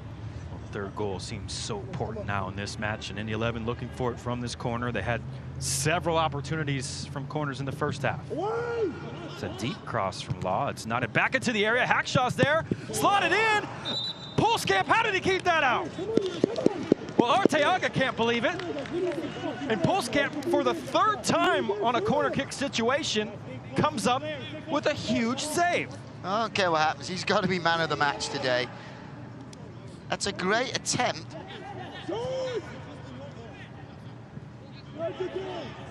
Fantastic attempt by Arteaga, and I feel bad for him because that ball won't go in the back of net. But that's an unbelievable save. That's his third one like that today. Well, the corner was taken quickly by Indy 11, and it was a chance there on the counter for SKC II. The ball went out. It was a quickly taken throw, and it might have caught Indy 11 out, and in the end, it did not, as they were able to recover. Yeah, Davis was making the run, but he stopped, and Smith thought he was still going to go, and so he played it through, and by that time, Davis had already decided that he was going to hold and support. Now Smith pressing high up the pitch. It's tackled by Smith out of play, so it'll be a goal kick. Moon was under pressure there for Indy 11. So just getting back to that, how good has Pulskamp been today? Unbelievable. 3 super saves from John Pulskamp. And like you said, Bobby Edwards has been pretty good up the other end too. Tremendous show of goalkeeping today. He came into this match, Pulskamp, with 2 starts, a win and a draw. And he will be looking to try and keep that undefeated run for SKC II going in 2021. Well, he's doing his best, that's for sure. Davis outside of the boot, kept it alive, so too Freeman. And now Rod, well, he was rather looking for something there, and it wasn't given by the ref. Yeah, Freeman's a little upset. I thought the ref was going to see there was no advantage, so he'd call the foul, but he didn't call anything, and Freeman wasn't too happy about that because it looked like he was definitely fouled. Perhaps that was what was in the mind of Jahan Rod as well. Well, we're just past 10 minutes played here in the second half, and it's continued well on its way like the first half. Chances on both ends. Well, Indy 11 coming into this match 3 straight losses. They were shut out in their last 2. They've made amends already. And now a shove in the back called against Nicky Law. And well, he has to be careful. He is on a yellow card. Yeah, Law was asking for a handball, which it was a handball from Smith. But the reason it was handball from Smith was because Law pushed him onto it. So, although he says he never touched him, of course. Here's Mushagalusa again. Lovely pass in behind Mushagalusa. Big save again. Edwards sprinting off his line, and well, he's angered Mushagalusa because he's kept it out. A lovely move here from SKC II. Yeah, good save by the keeper, but if Enoch could have seen this, if he would have lifted it, it might have been a goal, but he tries to put it through his legs, and just good goalkeeping, just making himself big. And I was trying to see if there was anybody square for him to pull it square for, but I don't think anybody was really there.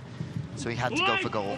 Freeman in towards the back post, and Constant crawling all over the defender there, and that's a foul called by the referee. about that pass from Jake Davis to unlock the run of Mushagalusa there as well? Yeah, beautiful weighted pass, because you know that the guy's got pace. So if you put it through there and not too deep for the keeper to come out, then Enoch Mushagalusa is going to get there first. And like he did, I mean, he'll want to score that for sure, but it was very good goalkeeping that kept him out. Bobby Edwards has stood tall in his debut this afternoon, and he pumps this forward from the free kick. It's helped on by Arteaga. That's a deft header towards the near side from Law. And now Wild trying to curl that in towards the far post, and just didn't quite get what he wanted on the ball there. Gordon Wild, it's out for a goal kick. We're looking at our first sub coming on here. Well, that's the man we were talking about, Doug McClagan. Leading goal scorer for Indy 11, Jordan Hamilton, getting prepped to come into the match here. We're an hour gone. 2/3 of the match gone, and hopefully the final third is as good as this first hour has been. Interesting to see who he's actually replacing. Arteaga is coming off. Like for like change up top. And Arteaga's been good today. Unfortunately, he just hasn't had a break. The keeper's made a couple good saves. And like most games he plays in, he creates opportunities galore. So I think the coach has got to be happy with his performance. Maybe would like him to finish a few more chances, but thought a very good performance. And now you bring in your top goal scorer that now Sporting Kansas City has got to keep an eye on this boy, Hamilton. Well, he's appeared in every match this season, Hamilton. He split even 4 starts and 4 substitute appearances, and now he shades it towards the sub role with his 5th substitute appearance. He did score back on May 22nd against SKC II. Yeah, I talked about that earlier. He scored 1, but when I watched the game, he probably could have scored 3 that day. Well, they only had 2 matches with multiple goals coming into this one, and one of them was against SKC II. Mushagalusa now on the left, plenty of steam behind it, but right down the center, and Bobby Edwards, that's an easy save for him, right into his chest. That man's dangerous every time he gets on the ball. He absolutely is, and he's obviously right-footed, but he's not afraid to go left either. And that wasn't a bad strike, just unfortunately, like you said, straight at Edwards. Pumped forward. Edwards under pressure there from Jake Davis. And is that one of those things that doesn't show up in the stat sheet there from Jake Davis? The tireless running? No, the good thing, they wear these things underneath the shirt that at least tell you how much miles they cover, so I'm sure it doesn't go amiss with the coaches. They'll know that he works his tail off. The other one that also does that is Christian Duke. Those two are just 2 workhorses in midfield and allow all these fantastic players to do their fancy stuff. Freeman darting around a defender, sliding block tackle. Wonderful challenge there from Trimmer. Mushagalusa again cutting inside and again looking for it on his left. And it's out of play for a goal kick. And this will lead to the first change, and in fact, it'll be a double change for Paulo Nagamura, as Petr Kuic and Graham Smith will come in for Jahan Rod and Matt Constant.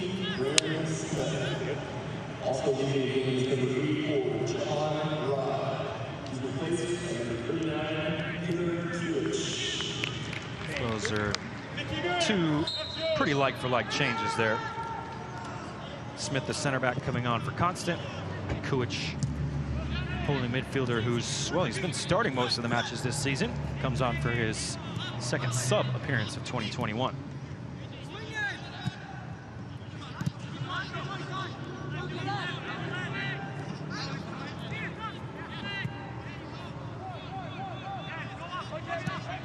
Edwards now shifts it over to Cochran. Shunner into Hackshaw. And, well, perhaps he shouldn't have saved that, Ayoze. So gives it away to Kuic. Kuic just inviting Barbier to move a bit forward. Barbier says, well, I'll let Roger Smith take over from here.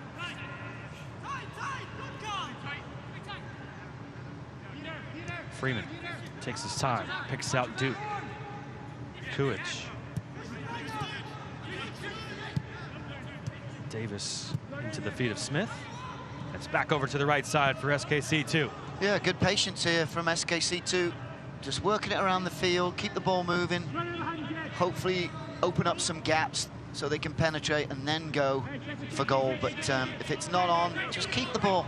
That means Indy 11's got to run and chase, and on a day like this, that's not something you want to be doing all day long. Graham Smith looking for the crossfield. It's just over the head of Moon as well. And Barbier couldn't really make Moon pay. Instead comes inside for Smith. Looking for a shot. Lays it off to Davis. Edge of the area. Just wide. Patient build-up from SKC II, and it wound up as a good opportunity for Jake Davis. Yeah, not a bad effort at all. The good thing, Roger Smith, when he dribbles, he brings in 2 or 3 players into him, which opens a slight gap for Davis, and unfortunately Davis' shot was just pulled maybe a couple yards past that far post. But when you've got players like Smith that can dribble and cause danger, it opens up situations for other players, and unfortunately Jake Davis wasn't able to take advantage of it then, but a nice strike all the same. Big leap from Jankic, and Graham Smith will go and recover. Kolskam's comfortable enough with his feet. This is asking a lot of Graham Smith here. It's turned over. Nicky Law with some good pressing efforts. One back though by Kuich. Oh, and he's picked out a wonderful pass. Duke has the entirety of the center circle at his disposal, and he moves into attack for SKC II. Smith now, a couple of step overs, looking for the strike. Well, that was inches wide. It had Bobby Edwards worried, and it's just beyond the post, just beyond the dive of Bobby Edwards, who actually might have a problem after this play. But again, Roger Smith trying to create room for a shot of his own. Yeah, I'm not sure if he's cramping or whether he twisted an ankle, or but it doesn't look good. A nice little play there from Smith to cut inside, and that shot was not far off that far post. You can see what he wanted to do. He wanted to bring it in into that far post, and I'm not sure if Edwards had it covered or not, but got slightly injured by doing so. And with that injury, I think this is good refereeing to just take the hydration break now as the Indy 11 training staff goes and checks on Bobby Edwards for the 2nd time this match. And the players get a rest here in the shade on the near touchline on this, well, scorching hot afternoon in Kansas City. Take another look at the shot from Smith and the injury to Edwards.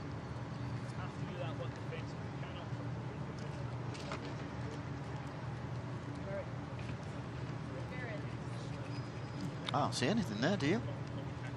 Looked innocuous enough. Just maybe a jarred on the landing there, Bobby Edwards. Well, he'll take a hydration break of his own. Roger Smith wasn't too far away there after a goal in midweek against FC Tulsa. Got his first professional goal 18 days ago in that 4-1 win, the last time SKC II played here. And what a goal that was from Roger Smith.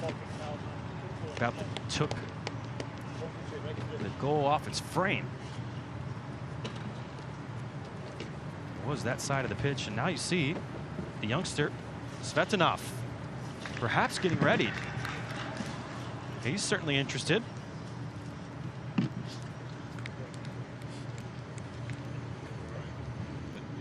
Talked to some professional players, Doug, about the tactics on the touchline when you're warming up, trying to get the manager's attention to let them know that you're ready to go in. And I think that's what Svetanov was doing just there.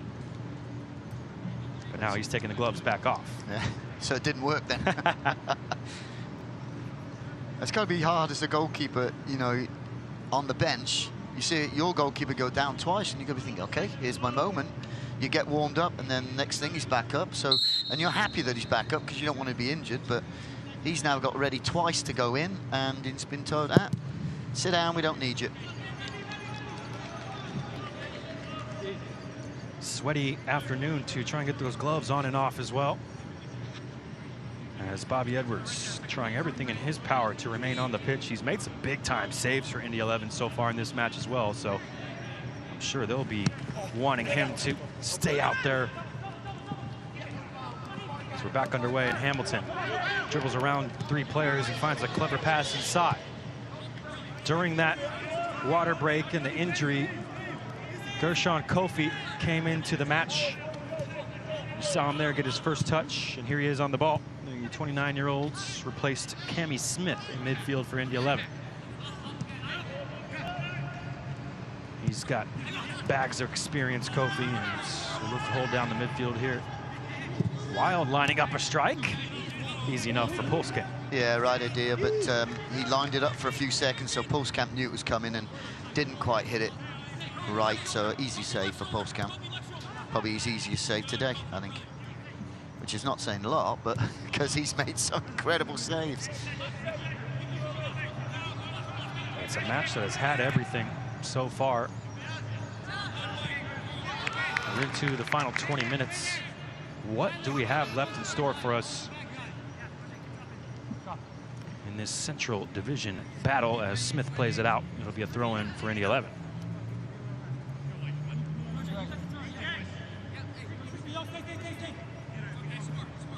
And the story heading into this match, Martin Rennie relieved as the longest serving manager in Indy 11 history. Max Rogers, who was his assistant, now in charge on an interim basis. He's conferring with his staff here on the near touchline. He's trying to figure out a way to see out this match and get back to winning ways. Yeah, like you've said a few times, there's a lot of talent on this field from Indy 11. There's no question about that.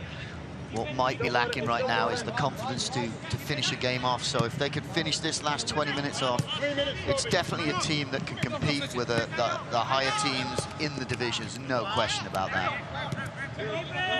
We have some work to do yet. SKC II with 2 goals after the 87th minute in midweek.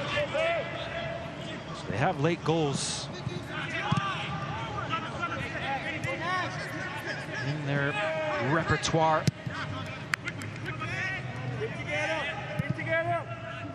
They've won back possession, and now Graham Smith over towards Caden Pierre. Kuich, first time over the top, looking for Mushagalusa, and it's inch perfect into the path. Mushagalusa, oh, it's a good tackle from Hackshaw. Yeah, good covering by Hackshaw. Got a little lucky there because the cutback by Mushagalusa just happened to catch his foot and roll back to the keeper. But if I was Mushagalusa, I would continue to do what he's doing, because if you're looking at now, Hackshaw, he's looking a little tired there. And if I was marking Mushagalusa all day, I think I'd be tired too, because he has done a great job of collecting that ball and carrying that ball, sometimes 15 to 25 yards at a time. And that's got to be tiring to defend.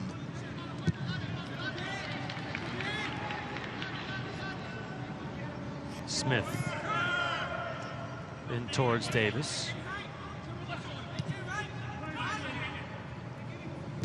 Layoff from Mushagalusa was picked off by Hackshaw, and they're happy to have Neviel Hackshaw back from international duty. He started 2 matches for Trinidad and Tobago in their World Cup qualifiers. Unfortunately for the Soccer Warriors, they finished 2nd in Group F, 1 point behind St. Kitts and Nevis. So they will not be going to Qatar.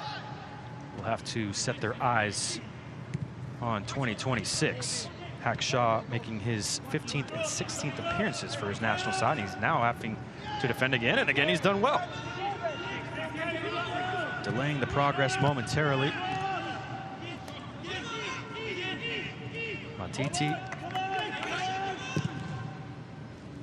Now Davis looking towards the far side and spotted by Moon.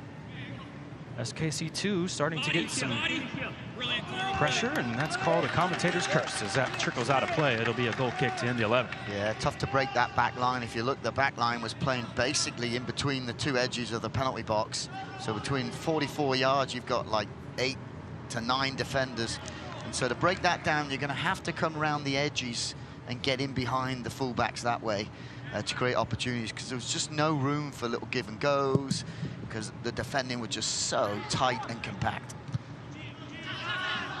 Well, we've reached the benchmark really in SKC II history, the 75th minute. If they have the lead at this point in the match in their club history, SKC II are fantastic, 53-1-5. Unfortunately for them, they have never picked out a win when trailing in the 75th minute. 0 wins, 57 losses, and 7 draws for SKC II once they are trailing at this point in the match. So looking for a historic come from behind win here in the last quarter of an out. Pierre finds the run of Davis. Oh, he's upset with himself there as it's out for a goal kick. That was a great run by Davis, again in between the centre back and the fullback. Good ball through the gap, but he's disappointed with the touch, and that's probably a little fatigue creeping in there, because he has covered a lot of ground today. The all-action Jake Davis, and well, it's another hydration break, so perhaps a bit misled on the first, and maybe just the referee taking advantage of what he knew would be a couple minutes to see towards the goalkeeper. And so referee Adam Kilpatrick blowing up for a hydration break. The team's recharging for this final quarter hour in what has been back and forth on this hot day. It's been stretched throughout, Doug, and well, you have to expect there'll be a few more chances. Yeah, I think there will be. I'm interested to see if Nagamura is going to make a couple more subs. I'm not sure offensively who would come in, but those 3 front runners have worked their tails off today. Maybe it's time to get maybe a fresh guy in, even though they've done a fantastic job, don't get me wrong, but maybe a set of fresh legs in there to run at the backs. But I'm not sure who they'll be looking to do that. Well, if you want fresh legs, they have those on the substitute bench. Here's some interested parties. They're not available to play. Gianluca Busio, well, he just got called up to the U.S. men's national team. Big congratulations to Busio. He's joined by Cam Duke. Of course, watching his brother Christian on display. They got to share the pitch for the first time ever in the last home match, but Duke unavailable to Paulo Nagamura here today. But as you're wondering who's available for SKC II, Doug, they have, well, it's teenagers left on the bench. Michael Lennis, Ozzy Cisneros, Javen Van Deventer, and Bailey Sparks, the elder statesman at 18 years of age, with those other 3 being 17-year-olds. Perhaps some youthful exuberance to come on in the latter stages here. Yeah, that's what I'd be looking at. Just even if it's just the last 10 or so minutes, just to get some fresh legs, and because the back 4 of Indy 11 has been on this whole game, and there's some tired legs out there. Get some fresh young legs running at him, and maybe that could be the difference, and maybe pull a point out of this at least. Gavin Krenecki, the backup goalkeeper, the other teenager, and well, he found the camera well there, Krenecki. And Wild has found this pass really well, chased that down under pressure, and he wins a throw. Well, that didn't look at all to be a favorite for Wild to get on the end of that, and he did so. Well, Hackshaw just whacked it up the field to get a breather, I think. And the next thing, you got Wild running his legs off, and crafty little player managed to get the ball, and now have an opportunity to run a little time off the clock and possibly set up an opportunity to score some goals, or a goal here. We do have people on the bench for Sporting Kansas City 2 getting ready to come on. Doug McLagan, the future teller, just spotting things before they happen as Bailey Sparks and Ozzy Cisneros getting prepped by Paulo Nagamura to come on here for the final 10 minutes or so. Indy 11 are very upset with this call. It'll be a throw-in for SKC II. You heard pretty much the whole team in an uproar at that decision.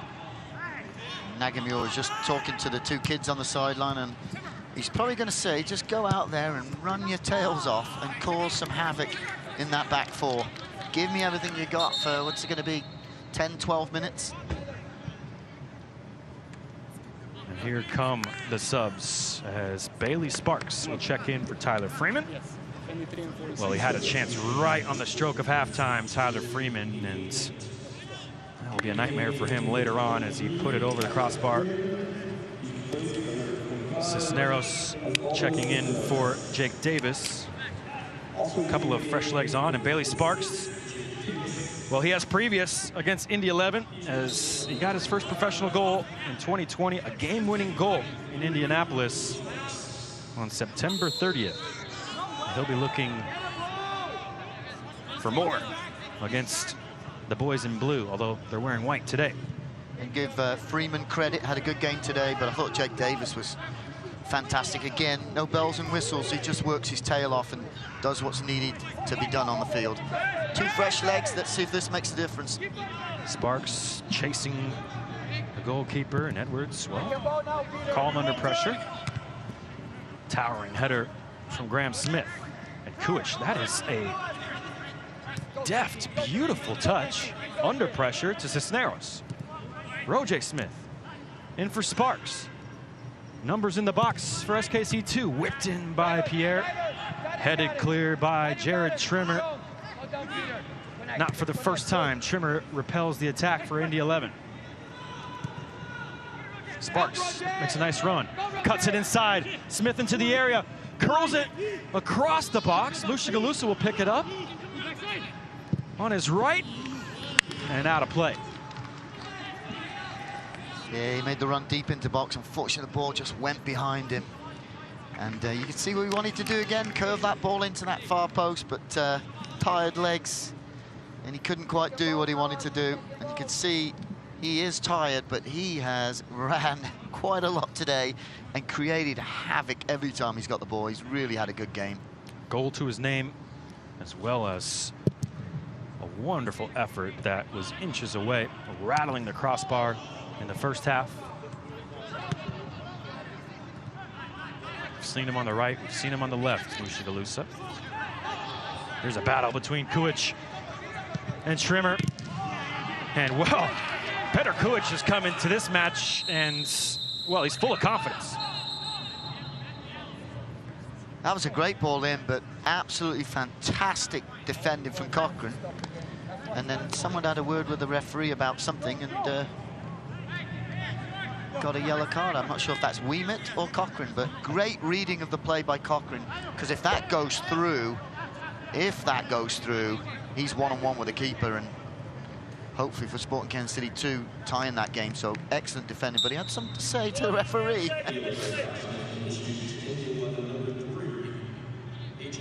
There was Cochran into the books as well. Roger Smith carving out room, and he's inches wide again. Well, he's been all over Roger Smith, and that time was smart play there, but just couldn't find that far corner. Yeah, great ball into him, good first touch, but that strike was always going away from the goal, unfortunately. But good strike. Slightly missing, but it was always curving away too. And I think if it was on target, I think the keeper may have got a hand on that, but good effort again by Smith. Just a clever little fake pass inside towards Duke, open up the room for Smith. Edwards did look as though he was in good position for Indy 11, who are preparing another sub, Jeremiah Gutyar. And well, they've turned it over here, and Hamilton can have a run. So he's charging in on Graham Smith. Cisneros helped out, and that was a good-looking opportunity for Indy 11 that goes begging. Yeah, great opportunity, kind of a bad pass there. If Weil got a hold of that, it could be in problems. There's another great defending. They've defended really well when those balls have been tried to penetrate. They'll dive in there and just stop the ball going through. Nick Moon using every inch of his 6'1" frame there to get just onto the end of the ball there. Barbier looking in behind. And once again, at the last, Indy 11 did a devastating touch as far as SKC II are concerned. We've seen Moon do that 2 or 3 times today, where you think he's beaten, and all of a sudden his long legs catch up with the sliding tackle, and that was the same thing there.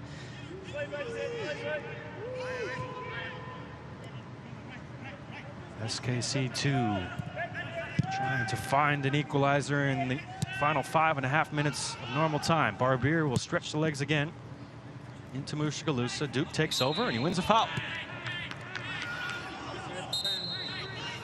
That will allow for the substitution. Gutjahr coming on for his 5th substitute appearance of the season. And he replaces Jared Trimmer. Well, we highlighted him in the pre-match, Doug, and we saw Jared Trimmer again taking up that holding midfield role for Indy 11. Yeah, he's been solid. I think he's done a fantastic job, and bringing on a fresh player to cover him for the last few minutes here. He's been terrific, and we covered him for a reason. He's been very good for them today. Gutjahr comes on for the final 5 minutes or so. Try and hold on to this lead. Indy 11 on a 4-match winless streak, 3 straight losses.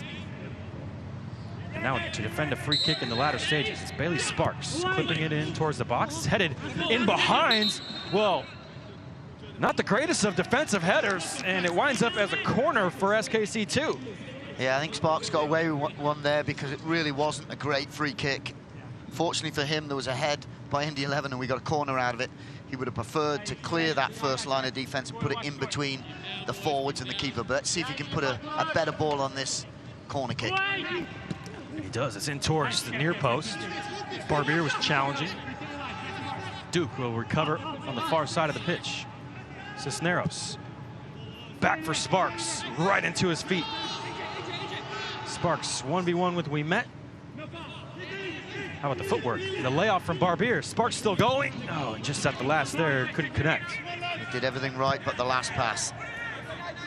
SKC II mounting pressure here. Continuing to drive forward. Mushagalusa, oh, it took a touch, and an important touch again from Nick Moon. And now Hamilton, well, he boxed out well, used his positioning, and has held up play with aplomb for Indy 11. Yeah, smart play there by Hamilton. And the opposite of that from Gutjahr, who's angry at Wild. Ayoze is down on the near side, much to the chagrin of Paulo Nagamura and the SKC II players. Yeah, drives a coach nuts when they go down here, but it looks like he's having some hamstring problems. But yeah, it breaks up the play. Everybody gets a breather. Opposition gets organized. Whereas really what you want to do with the ball now is everything's up tempo, intense. Well, Ayoze has been going up against Caden Pierre on that side of the pitch. And he's just about double the age of the 18-year-olds. Ayoze Garcia, the 35-year-old, in his 4th season, the captain of Indy 11 after coming over from New York Cosmos. He seems to be doing all right, but do they have another sub available? I think they've used all 5, haven't they? I've got 2 left, I believe. 2 left?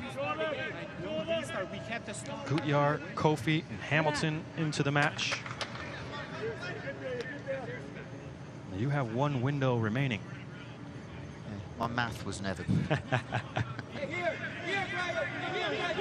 Well, I think Ayoze might have been doing the math on the final minutes in this match. Just wanted to take a few extra seconds off the clock there. Pierre for Kuich. Isolated 1v1, Mushagalusa. That takes a deflection. Out of play, it'll be a corner kick for SKC II. Yeah, give Gershon Coffey a little credit there, because as soon as that ball went out to Mushagalusa, he knew it was going to be a 1-1 situation. He quickly tucked in and gave him help, and that's why we're looking at a corner, so good defending there. They're doing everything they have to stop this ball going in the net. First touch was poor there. Duke can't make Indy 11 pay as it's off of him and out of play. And we're into the 90th minute and a goal kick for the visitors. Nagamura wasn't happy there because they had Iose on the touchline, and Sporting played a ball out to the fullback, and then he waved him on, and he almost intercepted it. He would not have been happy if that would have happened.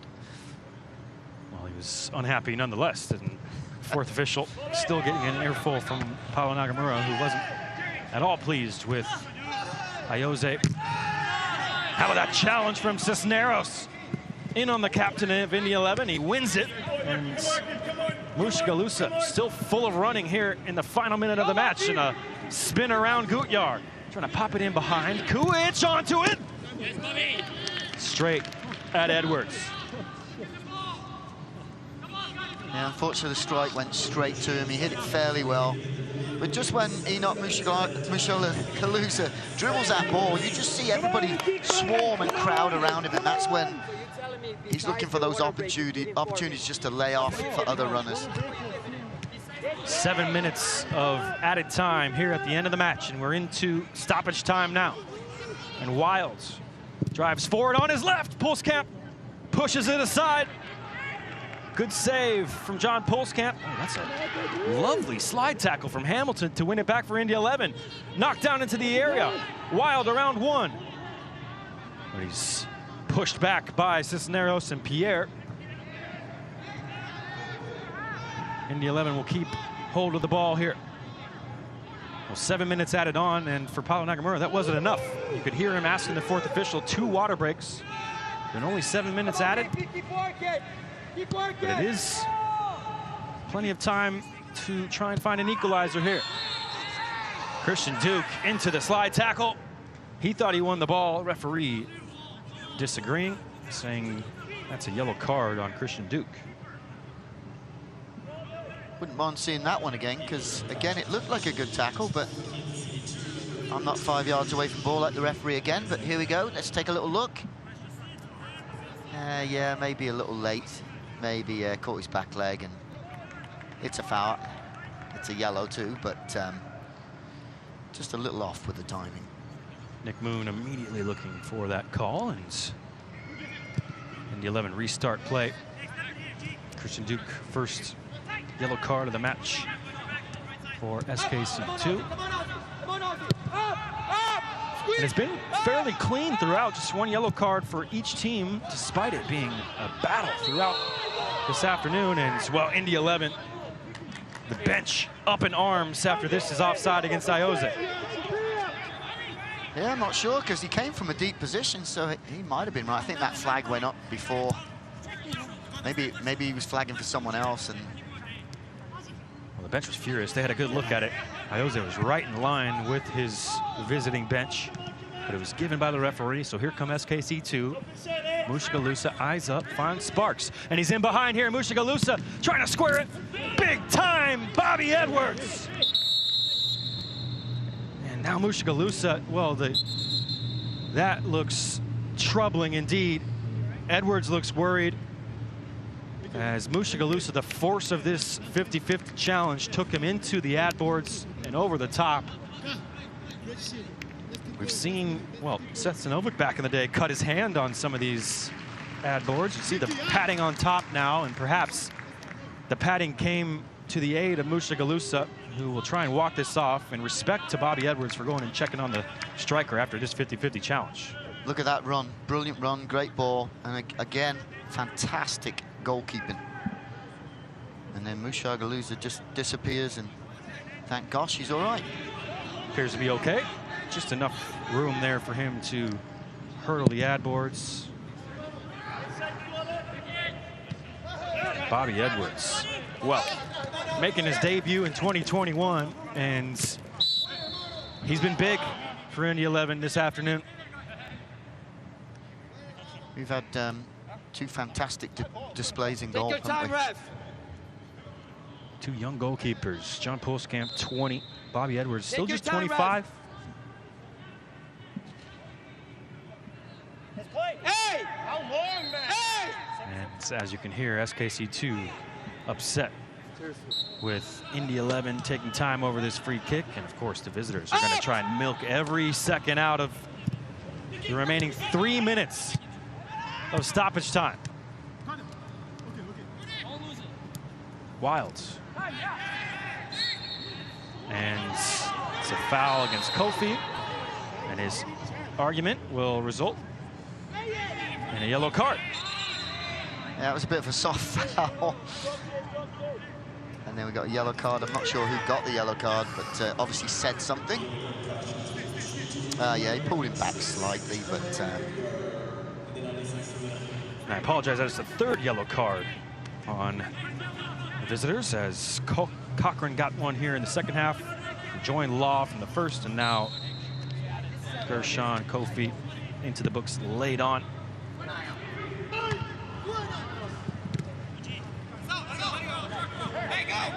Kept in play by Mushagalusa. 2 minutes for SKC II to find an equalizer. They're combining well here. Well, Kuich, that was intended for Cisneros. Pierre tried to take over. Couldn't bring it under his control. But Smith steps in front to win it back. Jankic, and you heard the scream there from Wild. He thought he had read that play. He was inches away. Cisneros looking for the flick. Didn't come off. Smith's high up the pitch, and he won it back for SKC II. Mushagalusa into Smith. Lays it off for Kulich, takes a deflection, still alive, and finally hacked away by Gutyard. And it's 2-on-2 at the back for Indy 11. Whoa, and this is wonderful dribbling from Wild. A couple of touches on the thigh, and he lays it off for Hamilton. And now Hamilton will wisely go towards the corner flag and try and take as much time as possible, and he earns a corner. And wonderful work there from the duo of Gordon Wild and Jordan Hamilton. Yeah, what a smart play by Hamilton. You know, he obviously wanted to go score, but when he figured out it was going to be a little tough, he just turned around, kept it, went to the corner flag, bought themselves a corner, and that buys you about 60 seconds at least. And now Wilds is, you can see him there on the edge of the box, on his knees pretty much. He has ran himself into the ground, so too alias Jankic, excuse me, Danny Barbier, who's helped aside by Jankic.